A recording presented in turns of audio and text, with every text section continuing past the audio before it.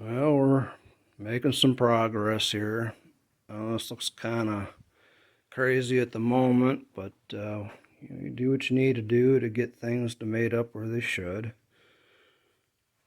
We still need to move this inner structure forward, so I still have a gap here. So I'm working on getting that figured out. That just needs to move in to meet, so it looks like this over here. We'll continue to clamp and pinch to make sure that these inner structure and the new structure meet up flush. Once we get everything situated, we can start drilling the holes so we can plug weld this course board in. Kid's busy on stripping the doors down, so we do plan on blending back on both doors. Meanwhile, the mess is growing, but it's an organized mess of chaos. We're beginning to strip these fenders down. I already took off the rear facing moldings, which ended up being, since we had acquired the car, incorrect for the car. We don't know what happened in its past, but this style here is incorrect for this particular car. It actually has a double groove, not this single. Get my thumb out of the way. So this one here is wrong. When we got the replacement parts to repair this Fox, we decided to go ahead and salvage all the moldings off the same vehicle that were correct. So we'll need to refurbish those, retape them, and put them back on. Now, as I glance around, I'm looking for my knife here.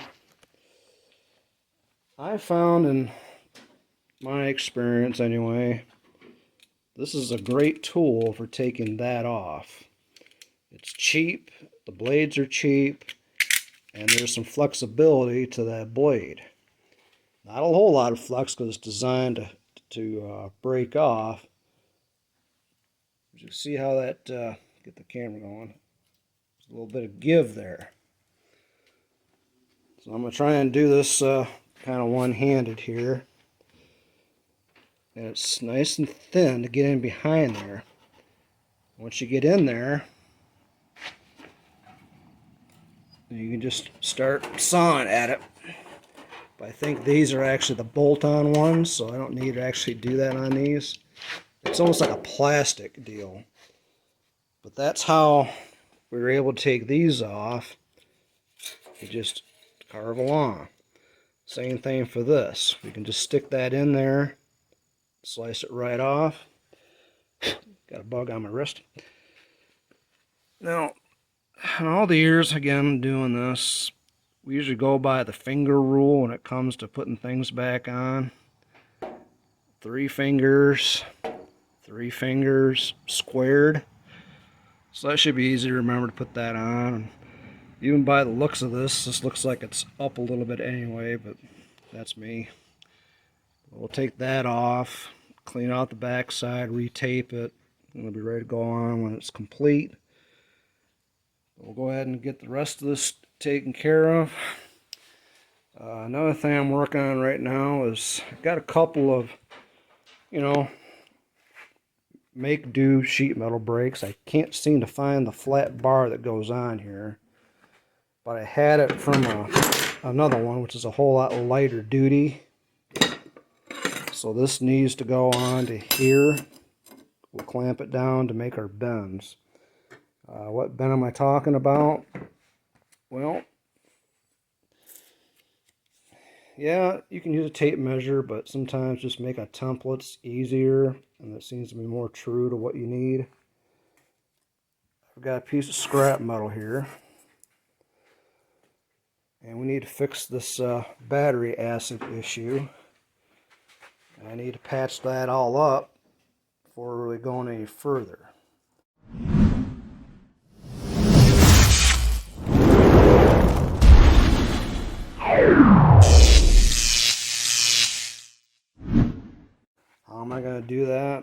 Well, I'm going to take this piece of paper, I'm going to set it down in there, just like that, so I don't stop the film. We're going to take this here, go up to it, kind of walk it in there and set it down. See that? I just made the crease and flattened it out. That's now my pattern. I don't really care about this sticking up or even the metal afterwards, because we can just grind that flat after the fact. So now I have this bend. Go over to what I did before here. I haven't bent it yet. And just transfer it over.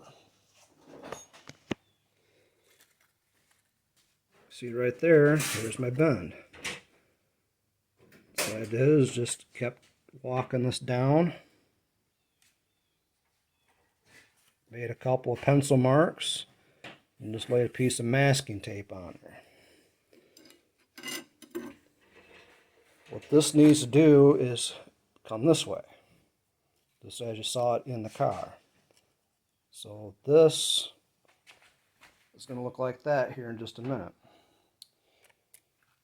Take and set, get my film, I'm trying to get it back here. Set it on here, get that tape line centered on where the bend is going to occur. Once you get that centered up where you want it, and since I can't find the other tool, I think I want it this way. It's got a bevel on it, and you can flip that around. I'm thinking I'm fine just the way it is. So we'll set that on there.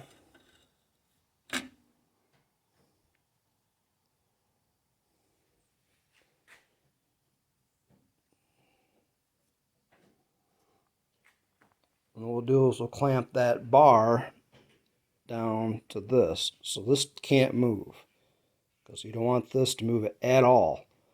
Because when we pull up the handle and make the bend, it should be a nice, true, straight bend. So let me rig up some clamps here, and then we'll just go ahead and make the bend. Alright, got it clamped down. I'm clamping to the hold down bar. That way it's holding this down. Now I should be able to make this bend, and this is out of the way. So let's go ahead and bring her up.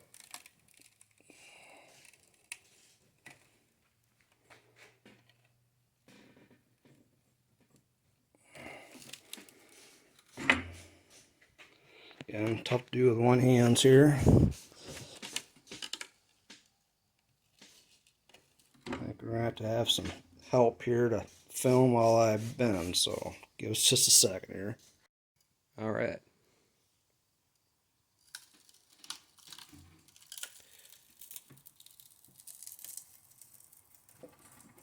Yep, definitely takes two hands to do this. And a makeshift table and everything else. Yeah, yellow table. There's our bend. Now, same goes, size matters. So you've got a big old sheet metal brake. Makes this a whole lot easier. One of these days. But we did accomplish the bend. So there's our little bend right there. We need to do another one going back the other way. Now that's not the same as the other side, because it's a little more relaxed, just because that's the way the metal was stamped when it was designed. So we need to make another template to figure that out. This here is going to set down in there like we talked.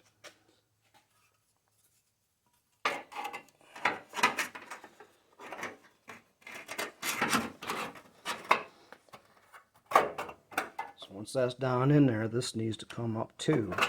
But that's more of a soft roll right there.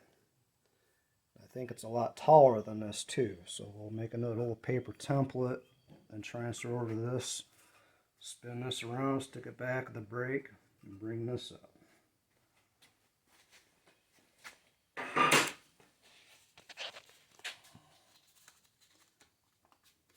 Let's use the same piece of paper. Try it again.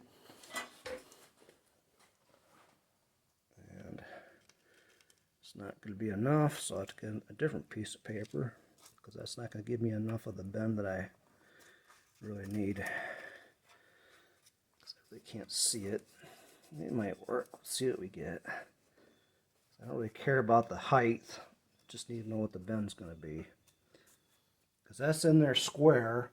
I'm only looking for this contour right here. Get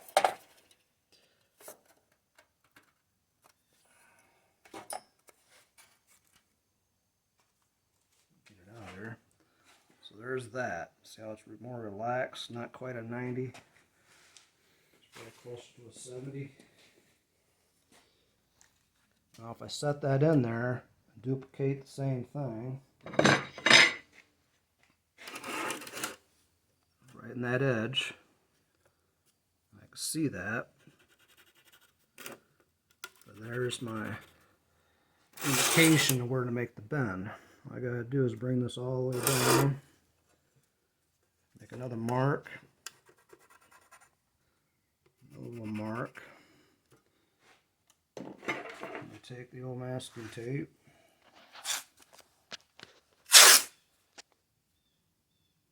set that in there, there.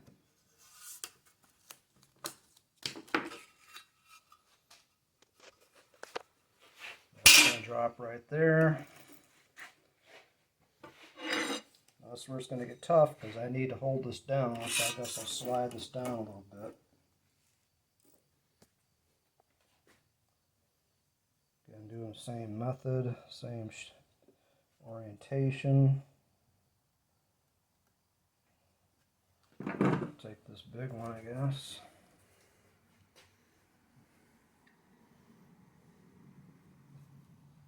Come right here in the middle.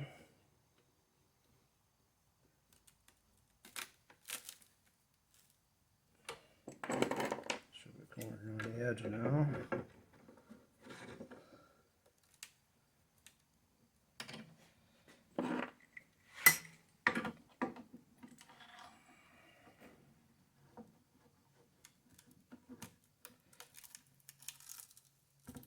Again, this just comes with experience and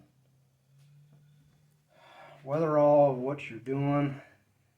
I don't want to make a hard 90, but I need to stop short of it.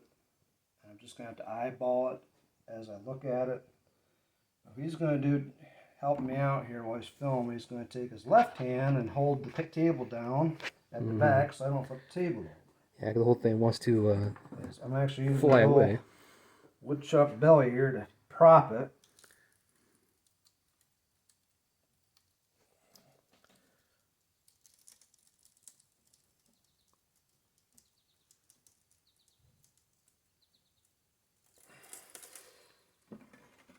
I can always put it back in and bend it some more if I need to. I'm thinking that's about what I need. Just a little bit more. So you kind of see the angle now of the part. We'll just take the car and drop it in there, see what we have.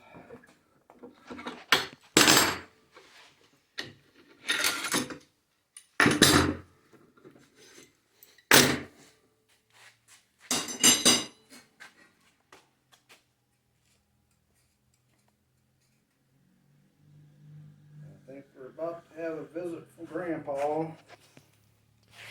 Well, Gramps.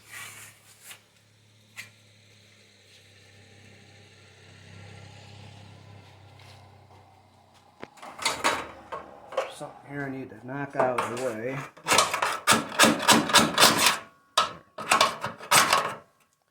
And not my wire loom.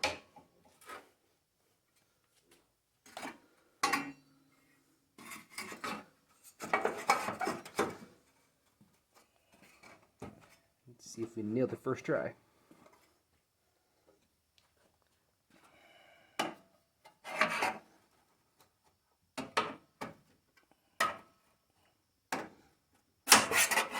what's holding me up is just corrosion in this area here.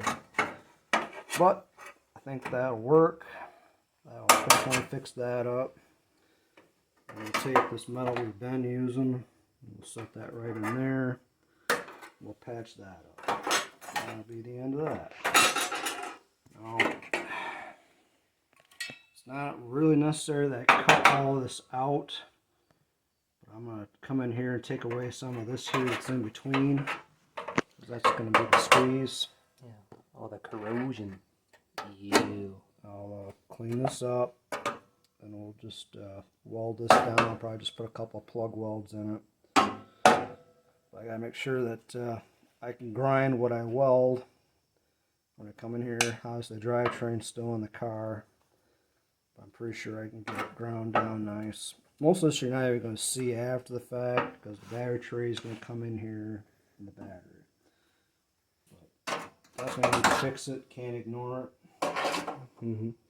So there we go, guys. It's very straightforward, and I did it with very basic bending equipment. So we'll get back to here in just a minute.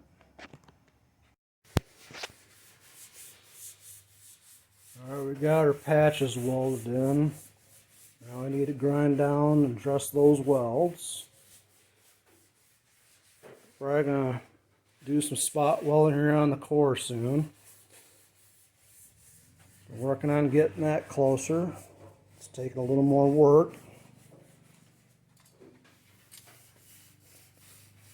But slowly getting there. Meanwhile, we are working on block sanding these fenders out. We're grabbing the hood soon, getting that sanded. What I'd like to try and accomplish before we leave is get these fenders and the hood into 3 coats of primer. So I'm going to go ahead and set this up on a tripod, and you guys can sit back and kind of watch how we get these straight, watch our sanding technique. We're block sanding long. When I say long, it's about an 8-inch board, using 180 grit.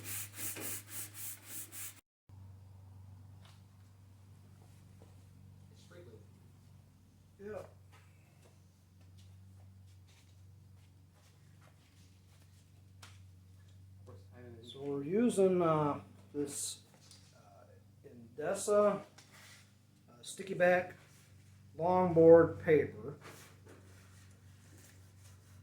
It feels more like 220, maybe 200 meters versus 180.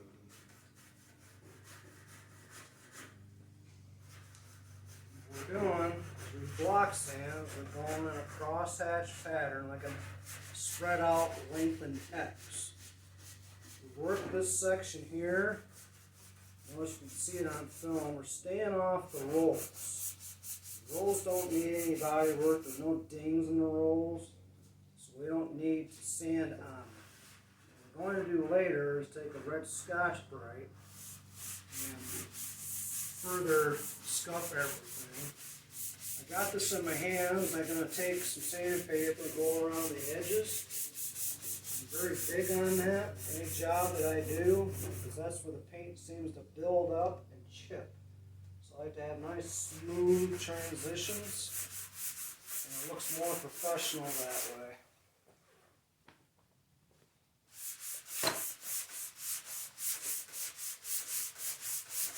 This is especially true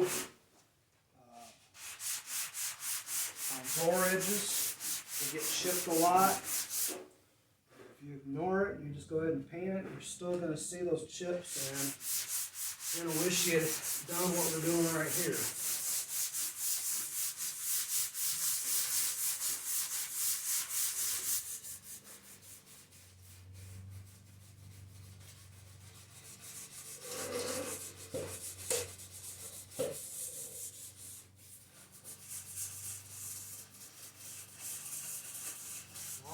planning to paint the parts off the car and separate. We'll paint the doors on the car.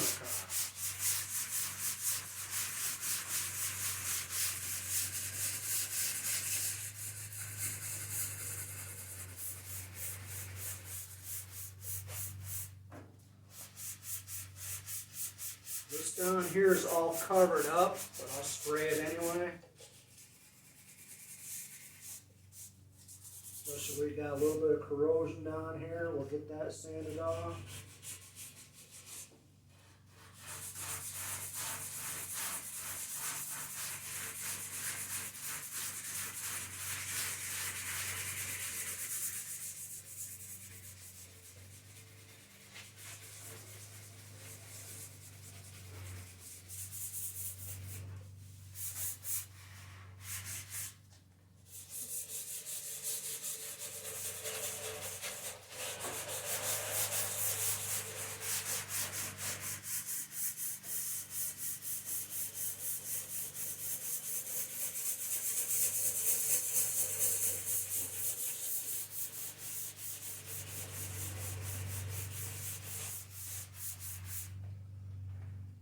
The reason we do this is not always do the fenders perfectly match a bumper cover.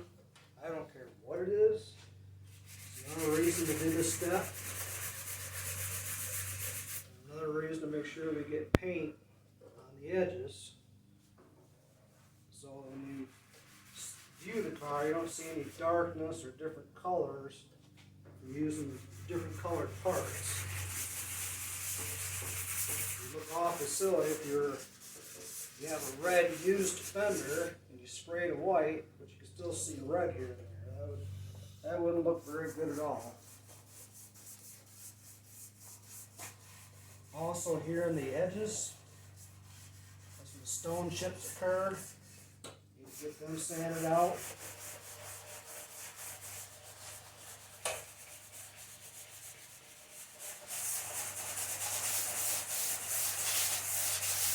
And often you'll find loose paint in these areas. There's a DA.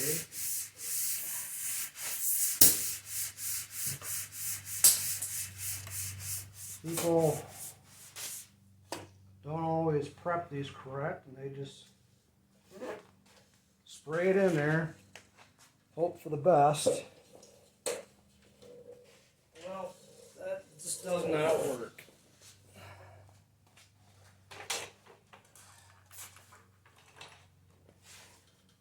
Paint needs something to stick to.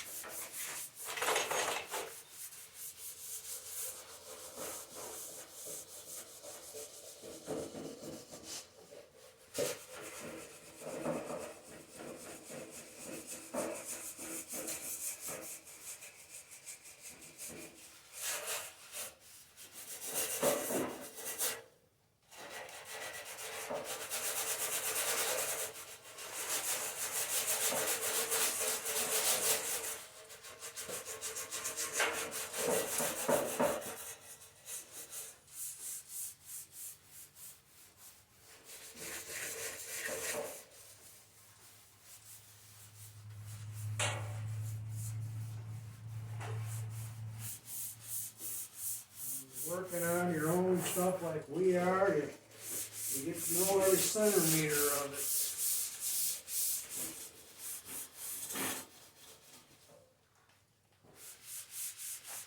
Keep in mind, we do have a deadline. This car needs to get painted, reassembled.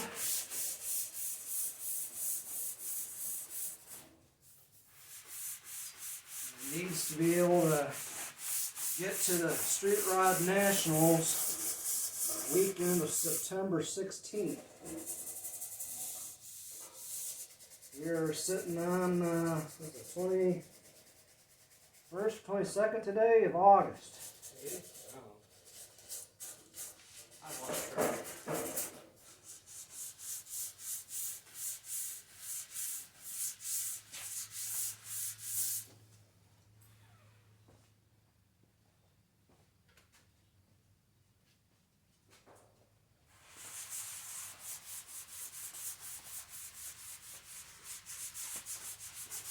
This is a roll of 320. This is carborundum paper I had. Also sticky back. It's 320. I'll use that to get in here. Now this is an area completely covered by the side molds.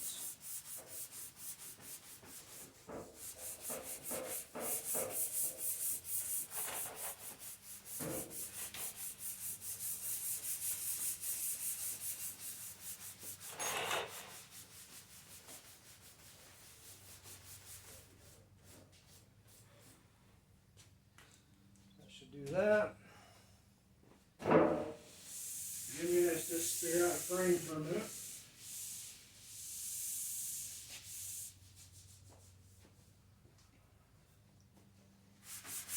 I'm going to make sure I check my edges, but this is a Scotch Brite.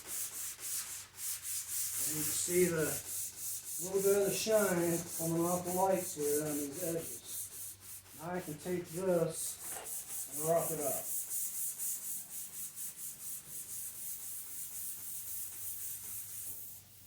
All this is doing is just dulling it. It's not sanding into it.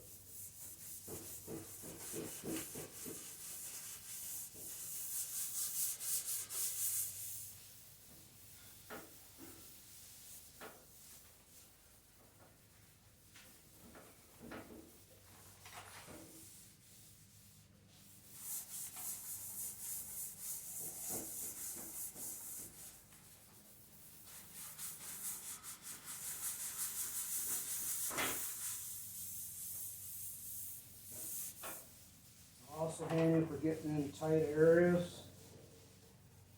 The sandpaper doesn't always touch.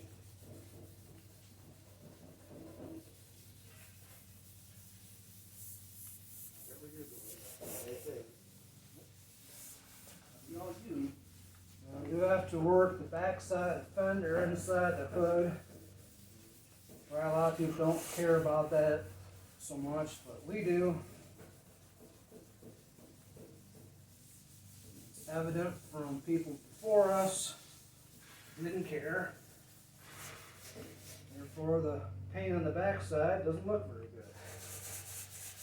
Flaking off. They didn't take the time.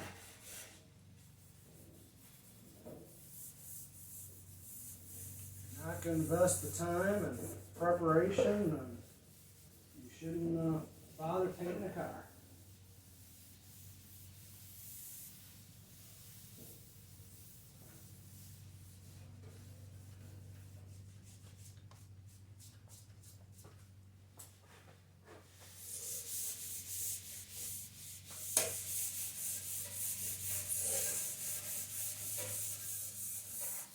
Do a little more sandpaper in here on the backside. The other thing that's happened to this car in its life is some slick talking salesman talked to prior owners into rust proofing. If you watch my rust proofing scam video, you'll see what you get in return. Can't say all places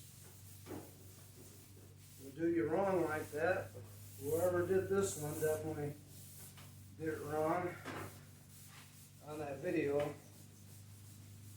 Got the doors hanging.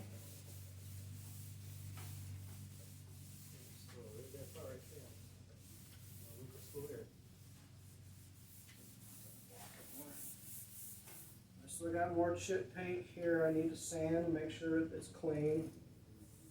So we'll go back to some sandpaper and work on that.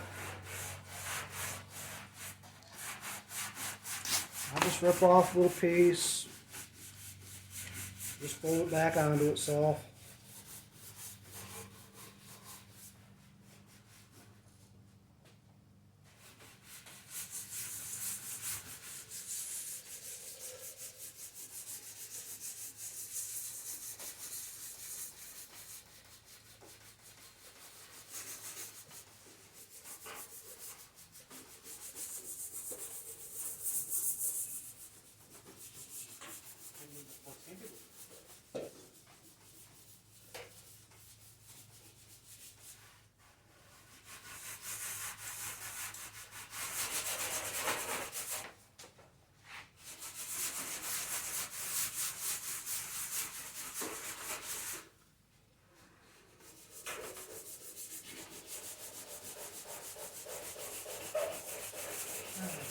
Set it up with systems done.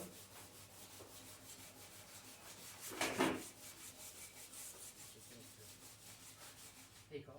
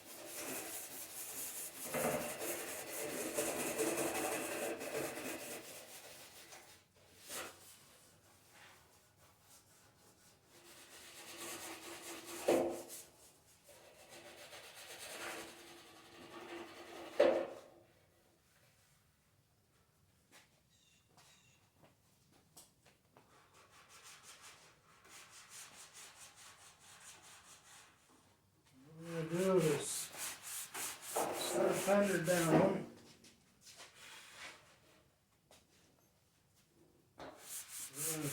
Tilt this other fender up. So we can get to that bottom and take a good close look at it.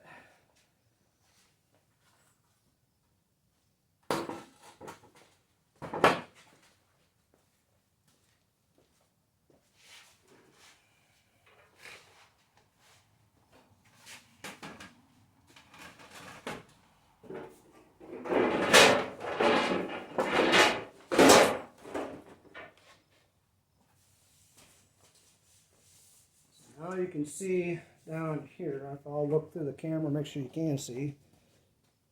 Yep, you can see all right. Have to bring you a little closer, put your back. We're going to work on getting that cleaned up. We're on the very bottom edge. The fender is solid. We'll work on this too. So we still need to attend to these couple spots. Then we'll bring the other fender back in and double check it.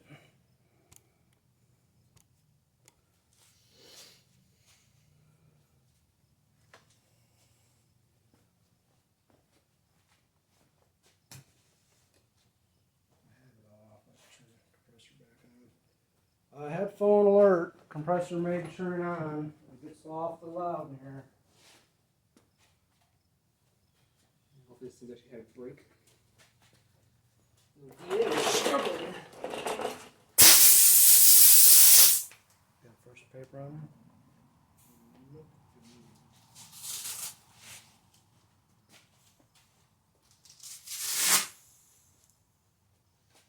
Now this is what they call hook and loop paper. Not sticky back. He's going to work on pulling that front edge down.